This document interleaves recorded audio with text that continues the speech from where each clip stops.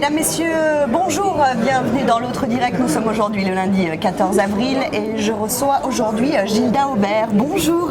Bonjour. Merci beaucoup d'être avec nous aujourd'hui. Alors, vous êtes la suppléante de Thierry Braillard en tant que député. Et là, j'allais dire, il y a en fin de semaine dernière, je veux dire, aux surprises pour vous, Thierry Braillard est nommé secrétaire d'État au sport, ce qui veut dire qu'automatiquement, vous allez devenir député. Comment vous avez appris cette nouvelle déjà ? Eh bien, c'est par la radio. En fait, Thierry Braillard m'avait appelé une petite demi-heure auparavant en me disant « Écoute bien la radio, regarde la télé, pourrait y avoir une nouvelle qui changerait complètement ta vie. » Donc, nous en avions un petit peu parlé quelques jours auparavant parce qu'en effet, il pressentait peut-être certaines oui, ça se sent ces choses. Oui, voilà. Ça vient pas, ça tombe pas comme ça. Mais ça n'a pas été évident immédiatement. Donc effectivement, je me suis ruée sur ma radio, j'ai écouté et j'ai laissé s'égrener les noms. Et le 14e de la liste, c'était bien Thierry Braillard, secrétaire d'État nommé au sport. Au sport. Voilà. Comment il vous l'a dit ? Comment ça se passe dans ces cas-là, après, un petit peu plus tard ? Est-ce qu'il vous dit ce qu'il faudra faire ? Comment ça se passe ? Alors bien sûr. Alors tout d'abord, nous nous sommes félicités mutuellement. Bien entendu, nous avons quand même une amitié commune, donc mutuelle. Ensuite, nous nous sommes dit qu'il fallait que nous nous voyions très très vite, ce que nous avons fait. Donc dans un premier temps, dès vendredi, je suis allée à l'Assemblée et j'ai été reçue par le président du groupe, donc Roger Gérard Schwarzenberg. Oui. Et puis donc j'ai visité l'hémicycle et l'Assemblée, les bureaux. Ce que j'avais fait déjà, invité par Thierry Braillard en octobre. D'accord, donc vous saviez un petit peu comment ça se passait, voilà. etc. Alors vous êtes quand même socialiste, mais vous intégrez le groupe PRG, le Parti radical de gauche. Comment ça se passe là dans ces cas-là ? Comme vous le savez, j'ai été exclue lors des élections on va y revenir. Je suis... oui, parce que c'est un accord entre le gouvernement et puis effectivement les PRG. Ça n'en fait pas un de moins pour le PRG en fait. Voilà. C'est ça l'idée, et puis pour moi, c'est l'évidence prenant la succession de Thierry Braillard, c'était l'évidence, d'autant que pour moi les valeurs essentielles sont la République, la laïcité, voilà, et puis surtout l'écoute du plus grand nombre et des plus défavorisés. Je crois qu'il y a beaucoup de choses à faire. Donc nous sommes extrêmement cousins et même frères, je dirais. Donc pour moi, pas de souci. Alors, on va revenir justement sur les conditions de votre élection avec Thierry Braillard lors de la dernière législative. Là en date, ça n'a pas été simple pour vous parce que finalement, votre parti d'origine, le Parti Socialiste, officiellement supportait Philippe Mérieux, le candidat Europe Écologie. Du coup, vous avez été exclu. Enfin, déjà, comment vous aviez vécu cette campagne ? C'était difficile, je crois, pour vous. La campagne, dans un premier temps, était pleine d'euphorie. Je me suis présentée comme candidate suppléante. J'ai été élue par une assemblée de militants socialistes.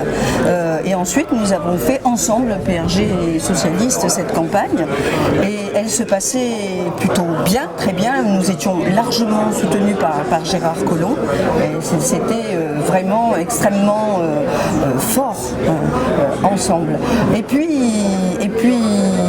voilà que le 29 mai, j'apprends que je suis exclue du PS, mais cela dépendait du national en fait, puisqu'en effet, nous n'avions pas respecté l'accord qui désignait Philippe Mérieux comme candidat de la première circonscription.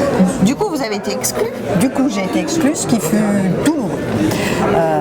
D'autant que c'est arrivé dans des circonstances personnelles et familiales difficiles, mais bon, ça n'était pas l'objet. Mais alors, dans un premier temps, j'ai mis au premier plan mes soucis personnels, mais très vite j'entendais des remarques, mais comment alors, mais tu es exclu, mais comment vas-tu faire, mais c'est injuste.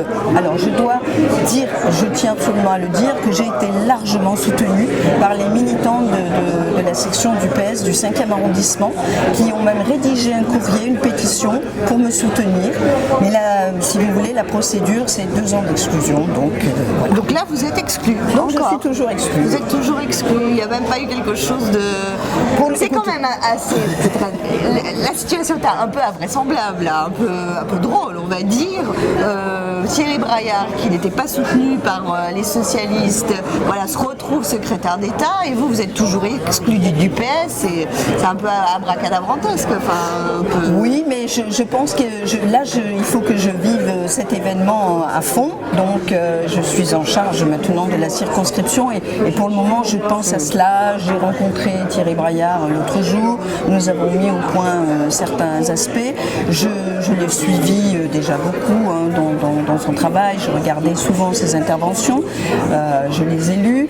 Je crois que pour le moment, pour moi, il n'y a que cela qui compte d'abord et avant tout. Alors justement, comment pour vous êtes nouvellement député, vous allez être quoi? Être une pâle figure, j'allais dire, une pâle copie de Thierry Braillard, ou vraiment mettre votre patte à cette députation, à ce mandat? J'ai bien l'intention de mettre ma patte, parce qu'en effet, même si nous avons des valeurs communes et des sensibilités qui se retrouvent, nous avons forcément des objectifs, voilà, des points d'intérêt qui peuvent être différents. Alors je sais qu'il a été à la commission culture éducation au début du mandat, ensuite affaires sociales, et je voudrais vraiment être à cette commission culture éducation, parce qu'en effet, bon, comme vous le savez, j'étais adjointe dans le 5e arrondissement sur la délégation culture, et je souhaiterais vraiment travailler dans ce domaine parce que j'estime qu'il y a